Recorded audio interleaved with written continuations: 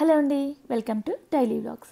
నా పేరు Vani. Welcome back to my channel Vani Vardhan. ఈరోజు బ్లాగ్లో సింపుల్గా అయిపోయే లంచ్ బాక్స్ రెసిపీని అయితే మీతో షేర్ చేసుకుంటున్నాను. స్కూల్స్ ఉంటే డైలీ నా మార్నింగ్ రొటీన్ అనేది ఇలా లంచ్ బాక్స్తోనే స్టార్ట్ అయిపోతుంది. ఒక రకంగా చెప్పాలంటే అదే బెస్ట్ అబ్బా, ఎందుకంటే పొద్దున్నే పనంతా అయిపోతుంది, తర్వాత అంతా ఫ్రీగా ఉండిపోవచ్చు. కానీ నా రొటీన్లో నిన్న లేట్గా లేచాను. సో లంచ్ బాక్స్కి ఏం ప్రిపేర్ చేయాలని ఆలోచిస్తూ తొందరగా అయిపోయే రెసిపీ అయితే గుర్తొచ్చింది. వాముతో రైస్ చేస్తున్నాను. చాలా సింపుల్ అండ్ టేస్టీగా ఉంటుంది. అలానే పిల్లలు కూడా కొంచెం జలుబు చేసినప్పుడు ఇలా చేసి పెడుతూ ఉంటే కొంచెం రిలీఫ్ కూడా అనిపిస్తుంది, మంచిగా డైజెషన్ కూడా అవుతుంది. అయితే ఆ రైస్ కోసం అయితే ఫస్ట్ నెయ్యి వేసుకొని దానిలో జాజికాయ చిన్న పీస్ వేసాను, అలానే ఎండుమిరపకాయ, తర్వాత వాము. ఆ వాము అనేది మనం రైస్ క్వాంటిటీని బట్టి పెంచుకోవచ్చు. నేనైతే ఇక్కడ కొంచెమే చేస్తాను కాబట్టి ఒక స్పూన్ అయితే యాడ్ చేశాను. తర్వాత జీలకర్ర, కరివేపాకు, యాజ్ యూజువల్గా పచ్చిమిరపకాయలు. సో ఫ్లేవర్ బాగా దిగుతుందనమాట ఆయిల్లో ఇలా ఫ్రై చేసుకుంటే. సో నెయ్యితో పాటు కొంచెం ఒక స్పూన్ ఆయిల్ కూడా వేసాను అనుకోండి. సో లెక్కగానే ఫస్ట్ అయితే రైస్ బాయిల్ చేసుకొని పక్కన పెట్టుకున్నాను. ఇంకా వేడిగా ఉంది కదా, కొంచెం ఆరిపోయినట్లయితే ఆ ముక్కలు అవ్వకుండా ఉంటుంది. వేడిగా వేయడం వల్ల కొంచెం అయితే రైస్ ముక్కలు అయిపోయింది. సో ఇంకా సరిపడా ఉప్పు కూడా వేసుకొని మొత్తం కలిపేసుకున్నాను. సో దీనిలో ఇంకా ఎక్స్ట్రాగా ఏం వేయని అవసరం లేదు. స్పైసీకి చిల్లీస్ వేసుకున్నాం కదా, సరిపోతుంది. ఉప్పు సరిపడా వేసుకుంటే ఓకే. ఇంకా అక్కడక్కడ క్రిస్పీగా తగలడానికైతే ఇంకా పక్కన జీడిపప్పుని ఫ్రై చేసేస్తున్నాను.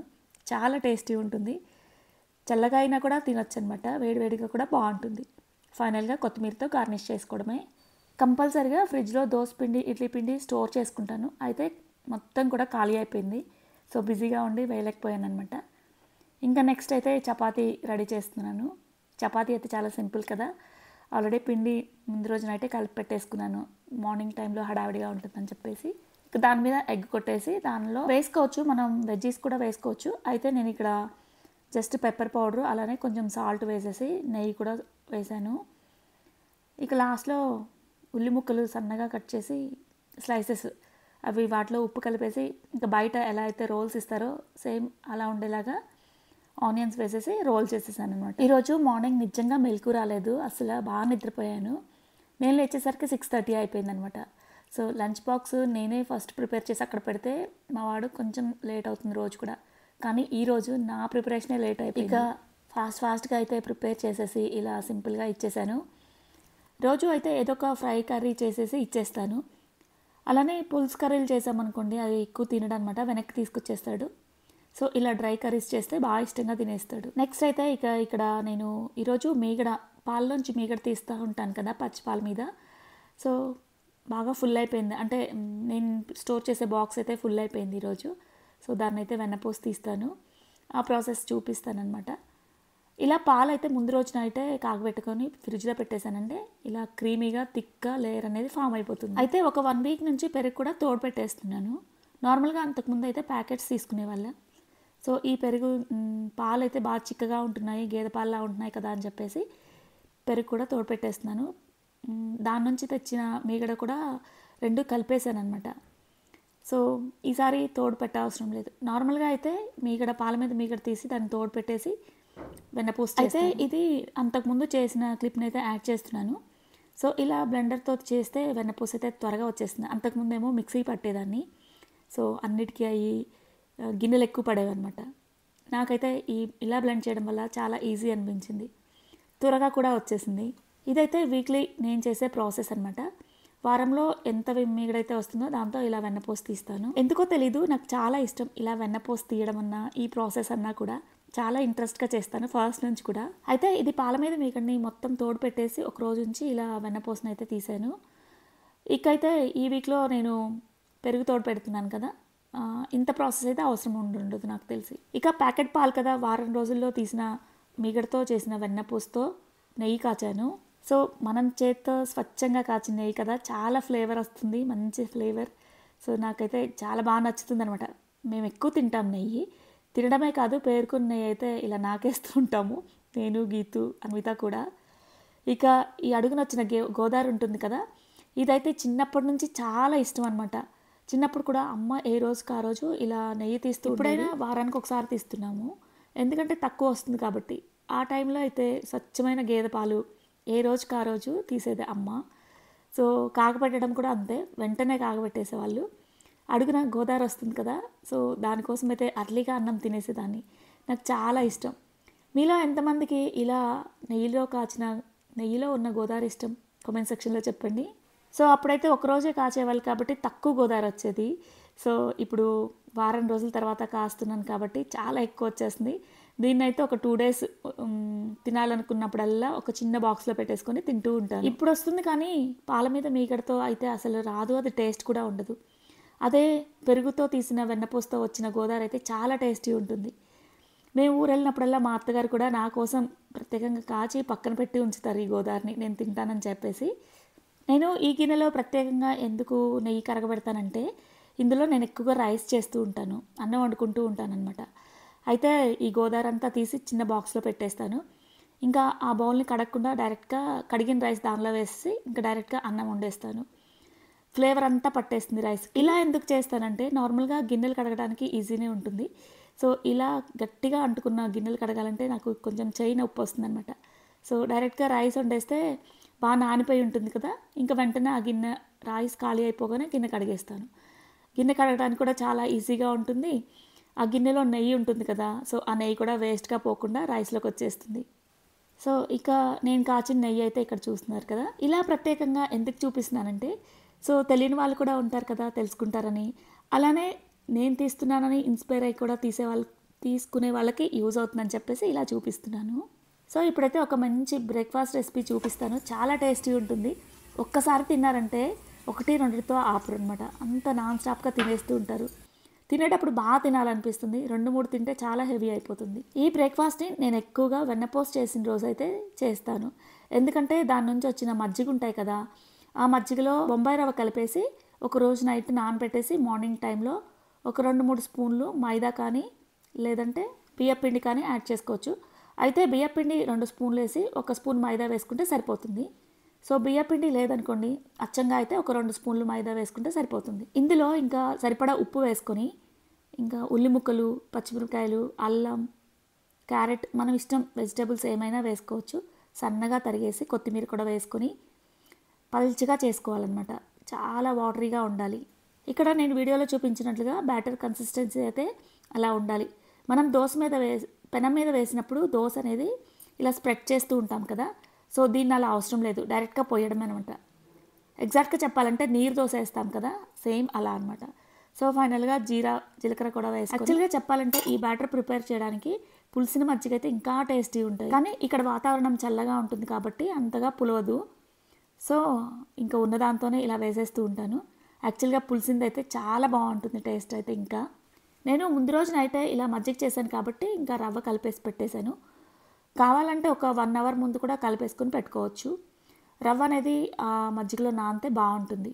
అలానే మైదా కూడా అప్పటికప్పుడు వేసుకోవాలనుకుంటే రవ్వ కలిపేటప్పుడే వేసుకుంటే బాగా దోశ వేసే టైంకి బాగా మెత్తగా నానిపోతుంది. సో ఇది మైదా పిండి కలిపాను కదా, కొంచెం ఒక 10 నిమిషాలు అయితే నానబెడుతున్నాను. ఇక తర్వాత దాంతో బ్రేక్ఫాస్ట్ అయితే ఇలా దోశ వేస్తున్నాను. ఇది ప్యాన్లో వేస్తే బాగా వస్తుంది. దోశ పెనం కూడా వేసుకోవచ్చు, కానీ అమ్మ కొంచెం ఎక్కువ ఆయిల్ వేస్తుంది, నాకైతే అంత చెయ్యి రాదు వేయడానికి. సో ఇలా డైరెక్ట్గా పోసేస్తే సరిపోతుంది అనమాట. దాని మీద మూత పెట్టేసి సిమ్లో కాల్చామనుకోండి, చాలా క్రిస్పీగా టేస్టీగా వచ్చేస్తుంది. నేను చెప్పిన రెసిపీ దోశ తెలిసిన వాళ్ళకి ఓకే, కానీ తెలియని వాళ్ళు ఒకసారి ట్రై చేసి చూడండి, చాలా టేస్టీ ఉంటుంది. చెప్పాను కదా, 1-2 దోశలతో ఆపలేము, కంటిన్యూస్గా తింటూనే ఉంటాం. అండ్ దీనికి పచ్చిమిరపకాయలు కూడా సన్నగా తరిగి వేసుకుంటాం కాబట్టి పక్కన చట్నీ కూడా అవసరం లేదు. సో పుల్లగా కారంగా బాగుంటుంది. చట్నీ అవసరం లేకుండా అలా డైరెక్ట్గా తినేసేయచ్చు. కావాలంటే ఇంకేమైనా చట్నీ కూడా యూజ్ చేసుకోవచ్చు. సో అలా బ్రేక్ఫాస్ట్ కంప్లీట్ అయిన తర్వాత ఈరోజు మా జ్యూస్ అయితే ప్రిపేర్ చేస్తున్నాను. దానిలోకి ఒక 2 క్యారెట్స్ తీసుకున్నాను. ఇంకా మా హస్బెండ్ ఏమో ఇలా ఫ్రూట్స్ కట్ చేసి ఫ్రిడ్జ్లో పెట్టారు. డ్రాగన్ ఫ్రూట్ టేస్ట్లెస్గా ఉంటుంది కదా, సో డైరెక్ట్గా తినాలంటే అంత నచ్చదు, అందుకని చెప్పేసి క్యారెట్ యాడ్ చేస్తున్నాను దానిలోకి. స్కిన్ గ్లోయిగా షైనీగా ఉండాలంటే ఇలా డార్క్ కలర్స్ ఫ్రూట్స్ కానీ వెజిటబుల్స్ కానీ తింటే బాగుంటుంది. సో క్యారెట్ అలానే ఇక్కడ డ్రాగన్ ఫ్రూట్ 2 కూడా కొంచెం టేస్ట్లెస్ ఉంటాయి కదా, సో దానిలో కొంచెం అల్లం ముక్క అలానే నిమ్మరసం వేసుకొని ఆ జ్యూస్ బ్లెండ్ చేసుకున్నాను. ఇంకా ఫైనల్గా ఇలా తాగేస్తామన్నమాట. టేస్ట్ బాగుంటుంది. చెప్పాలంటే ఇలా హెల్తీగా తీసుకునే ఫుడ్లో మేము టేస్ట్ అయితే అస్సలు వెతుక్కోము. అది కొంచెం బాగుండకపోయినా సరే అలా తాగేస్తాము. సో అందరూ అలా ఇష్టపడరు కదా, కనీసం స్టార్టింగ్లో అయినా కొంచెం టేస్టీగా తాగితే ఆ జ్యూసులు తాగడానికి ఇంట్రెస్ట్ వస్తుంది. అందుకని ఇలా చూపిస్తున్నాను. సో ఫస్టే ఎలా టేస్ట్లెస్గా తాగామంటే ఇంకా జ్యూసుల మీద విరక్తే పోతుంది కదా. సో మాకు చాలా ఇంట్రెస్ట్ కాబట్టి ఇలా తాగడము, అవి ఎలా ఉన్నా తాగేస్తూ ఉంటాం. ఈరోజు అన్వితకి ఎగ్జామ్ ఉంది. సో అర్లీగా బయలుదేరుతుంది కాలేజ్కి అయితే. సో వెళ్ళే ముందు ఇంకా అలా దోశ అండ్ ఇలా జ్యూస్ అయితే ఇచ్చాను. 3 days నుంచి కొంచెం డ్రిజ్లింగ్లా వర్షం అయితే పడుతుంది. సో అప్పటి నుంచి నేను గార్డెన్లోకి వెళ్ళట్లేదు. నార్మల్గా అయితే ఇంకా వాటరింగ్ చేయడానికి కంపల్సరీగా వెళ్తాను, ఎలాగో వర్షం పడుతుంది కదా అని వెళ్ళలేదు. అయితే 3 days నుంచి నా గార్డెన్ అయితే మిస్ అవుతున్న ఫీలింగ్ అనమాట. వెళ్ళాలి అనుకుంటాం కానీ ఏదో ఒక పనిలో పడి బిజీ అయిపోతాం. సో నీళ్ళు కొట్టాలి అని ప్రత్యేకంగా మైండ్లో పెట్టుకొని అయితే వెళ్తూ ఉంటాను. సో ఈరోజు వెళ్ళిన తర్వాత నా కళ్ళల్లో పడిన చెట్టు అనమాట ఇది, బనానా. సో నేనైతే ఇంకా బాగా వచ్చాయి, పెరిగి ఉంటాయి అనుకున్నాను, కానీ కుళ్ళిపోతున్నాయి అనమాట. బలం సరిపోలేదు అనుకుంటా. సో అంటే కుళ్ళిపోవడమా అవిసిపోతున్నాయి అంటారు కదా. సో నాకు తెలిసి బలం సరిపోయి ఉండదు. మామూలుగా రెగ్యులర్గా డైలీ వస్తుంటే ఏదో ఒకటి వేస్తూ ఉంటాను. సో కుండీ పెద్దగానే ఉంటుంది, కానీ దీనిలో 2-3 మొక్కలు వచ్చాయి కదా, మిగతా మొక్కలు కూడా బలం లాగేసుకుంటూ ఉంటుంటాయి.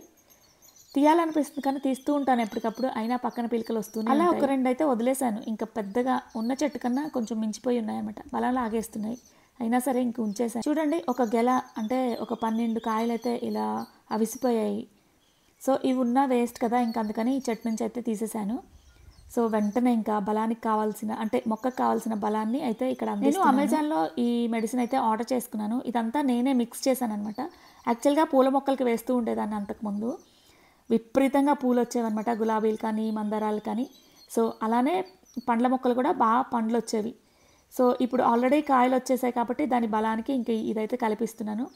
దీనిలో డిఏపి, సీవీడ్ గ్రాన్యూల్స్, అలానే ఎప్సమ్ సాల్ట్, వేప పొడి, మెయిన్గా మస్టర్డ్ పౌడర్, ఇవన్నీ కలిపి నేను సూపర్ మిక్స్ తయారు చేసేసి పూల మొక్కలకి ఇలా పండ్ల మొక్కలకి ఇస్తూ ఉంటాను. రిజల్ట్ అయితే 100% ఉంటుంది. ఈ రిజల్ట్ అనేది ఒక 10-15 daysలోనే తెలిసిపోతుంది. ఇంకా మొక్క మొదల్లో అయితే కొంచెం తవ్వేసి అలా వేసి ఇంకా పైన నీళ్లు వేశాను. యాక్చువల్గా ఈ పని ఇంతకు ముందే చేయాల్సి ఉంటుంది. అంతకుముందు చేసినట్లయితే ఈ కాయలు కూడా పాడైపోయాయి కాదు. సో బిజీలో పడి ఇది వేయడానికి అయితే చాలా లేట్ చేసేసాను. ఇంకా ములక్కాయలు అయితే చెట్టు నిండా ఉన్నాయి. ఇంకా అలా కొద్దిసేపు గార్డెన్లో స్పెండ్ చేసేసి పైన ఈరోజు ఎండ వస్తుందని చెప్పేసి చాలా రోజులు అయిపోయిందనమాట స్టార్చ్ పెట్టుకోక. సో ఉన్న టాప్స్ అన్నిటికీ కూడా ఈరోజు అయితే గంజి పెట్టేశాను. ఫస్ట్ నుంచి కూడా ఇలా గంజి పెట్టుకోవడం చాలా ఇష్టం, నాకు బాగా అలవాటు కూడా. సో పాత డ్రెస్సులు అయినా సరే ఇలా మంచిగా గంజి పెట్టేసుకొని ఐరన్ చేస్తే కొత్త వాటిలాగా వచ్చేస్తాయి కదా. సో దానికోసం అయితే రివైవ్ యూస్ చేస్తున్నాను లిక్విడ్.